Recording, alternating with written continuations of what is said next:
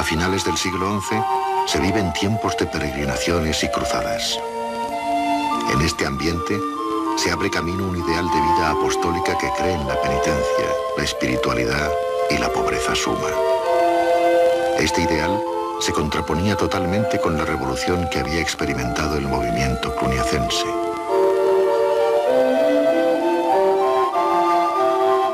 La abadía de Cluny fue la más lujosa y ostentosa, y traspasó el lujo y el boato a la liturgia y a los oficios, ordenando el trabajo manual a los siervos. Llegada esta situación, aparecen movimientos que critican a la abadía.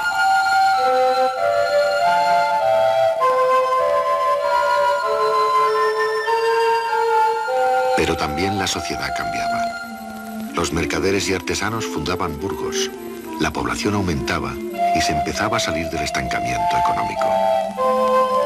En el orden religioso hubo muchas tentativas para volver a los orígenes de la regla de San Benito. Una de ellas arraigó con fuerza, el cister. Nacida en Citeaux, en la Borgoña, a principios del siglo XI, la orden cisterciense volvió al trabajo manual, a la austeridad y a la sobriedad.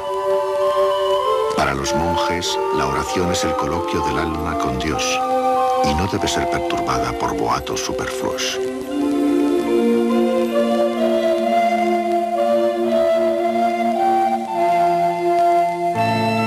En el 1112 irrumpe con gran fuerza San Bernardo de Claraval, que dedicó toda su vida a la penitencia y puso el peso de su autoridad al servicio del papado y de las cruzadas, dando un gran impulso a la orden. El lema de sobriedad de la orden se apreció en la sencillez y armonía de las formas arquitectónicas. En las iglesias se prescinde de mosaicos, pinturas y esculturas. Los cistercienses, en su afán de búsqueda de sencillez y austeridad, restauran en toda su pureza el canto gregoriano, que consigue en este periodo su máximo esplendor. También la orden de los cartujos contribuyó a la conservación del canto antiguo, que fue el fundamento del canto gregoriano. La comunidad cartujana es una orden contemplativa, fundada por San Bruno en el año 1084, a partir de una comunidad de eremitas. Sus miembros, que viven en celdas completamente aisladas, distribuidas en torno al claustro, deben permanecer en constante soledad y perpetuo silencio, que solo puede ser roto una vez a la semana. En los estatutos cartujanos, al referirse al canto litúrgico, se afirma categóricamente: nuestra orden reconoce como propio de su liturgia al canto gregoriano. Este hecho convierte a los cartujos en la única orden monástica que reconoce de forma explícita al canto gregoriano como su único y exclusivo canto litúrgico.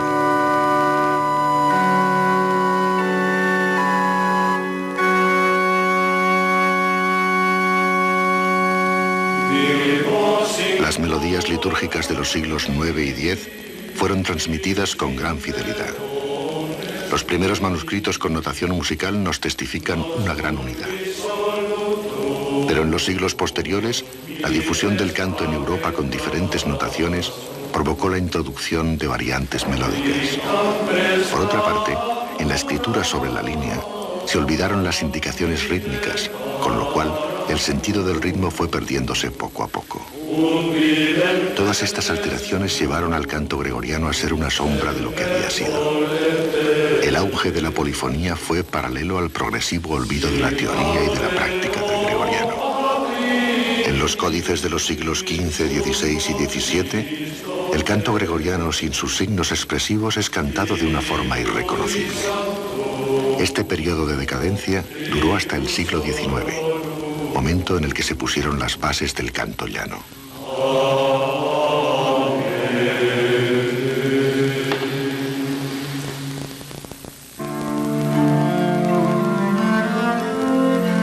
El canto gregoriano hubiera podido desaparecer en los siglos XIII y XIV si no hubiera sido el latín la lengua oficial de la liturgia. El retorno de la fe y la religiosidad que se produjo en el siglo pasado provocó un despertar litúrgico que trajo consigo el resurgimiento del canto gregoriano. La Iglesia Iglesia volvía los ojos atrás para ver las ruinas de lo que fue un pasado en el cual el canto y la liturgia llenaban las catedrales y los monasterios. La restauración gregoriana empezó en Solesmes, cerca de París, de manos de un sacerdote que se instaló en el abandonado monasterio de San Pedro junto con otros compañeros. Allí reorganizaron la vida monástica y emprendieron el restablecimiento de la liturgia romana y la restauración del canto de la Iglesia. Este religioso fue Próspero Guéranger, que empezó el movimiento que sacaría al canto gregoriano de la oscuridad en la que había estado durante varios siglos. Aquí, en la abadía de San Pedro en Solesmes, como un eco en el tiempo, vuelve a enarbolarse con fuerza la consigna lanzada hace 8 siglos por Carlomagno: volvamos a las fuentes de San Gregorio.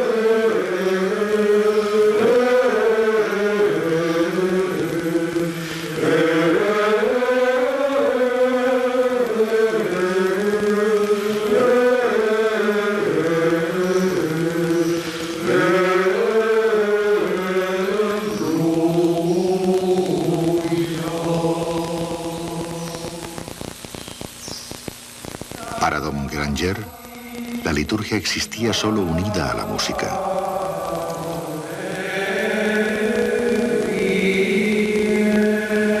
Solesmes publicó estudios profundos del canto gregoriano y puso a disposición de los investigadores el facsímil de los principales manuscritos gregorianos.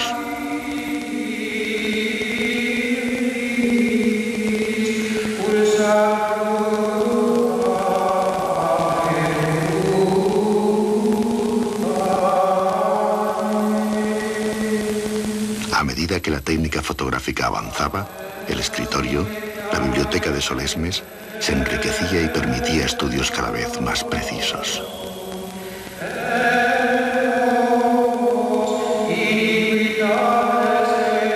En este momento, la música sacra encontró en el Papa León XIII un ferviente protector, intérprete y reformador. Alentó a los monjes benedictinos de Solesmes a la práctica y el estudio del canto gregoriano, aunque sin impedir la libertad de las antiguas tradiciones. León XIII también publicó una disposición para la estricta observancia del canto litúrgico, especialmente del canto gregoriano.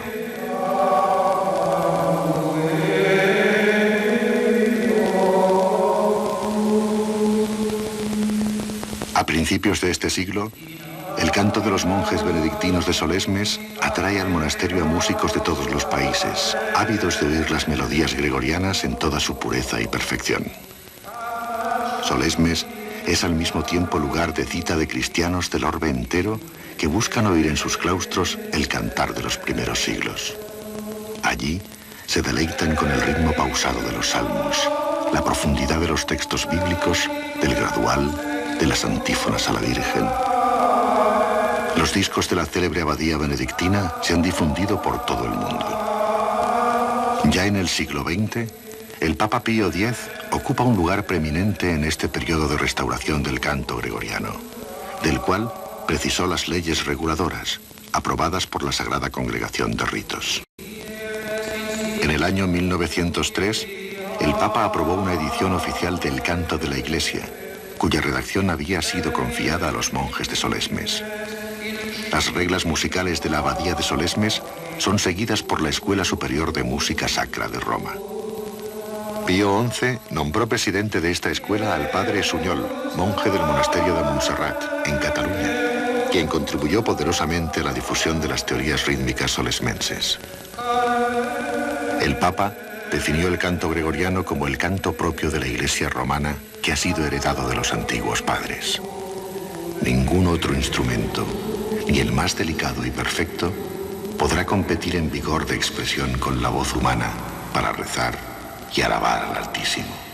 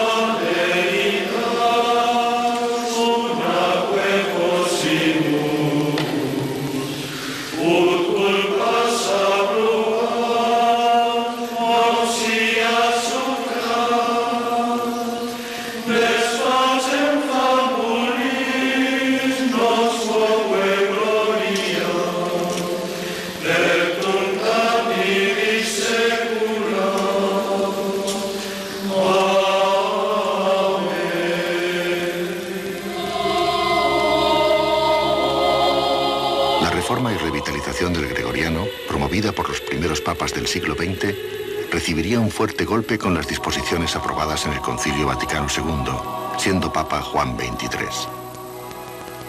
El concilio abrió la liturgia a las lenguas vernáculas. La Iglesia quería hacer la liturgia inteligible a los hombres y mujeres del siglo XX, adaptándola a las necesidades de los espíritus contemporáneos. El Papa Juan XXIII abordó claramente este tema. Es muy natural que la novedad de los tiempos y de las circunstancias sugiera formas y métodos diversos para transmitir la misma doctrina y darle una nueva expresión en un solo arte con 1000 formas distintas. El concilio, convocado por el Papa Roncalli, aprobó los principios y directrices que tienden con prudencia y comprensión a hacer más vitales y formadoras las diferentes partes de la liturgia conforme a las exigencias actuales de la pastoral.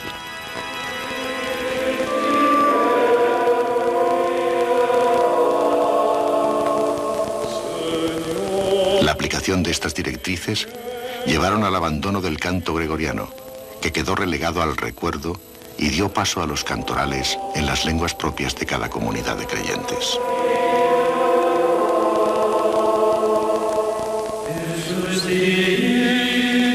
Pero en los años 90 se ha producido un hecho inesperado. Una grabación de cantos gregorianos ejecutados por los monjes benedictinos de la Abadía de Santo Domingo de Silos, en Burgos, ha conquistado el mercado discográfico europeo y norteamericano con 3,5 millones de copias vendidas.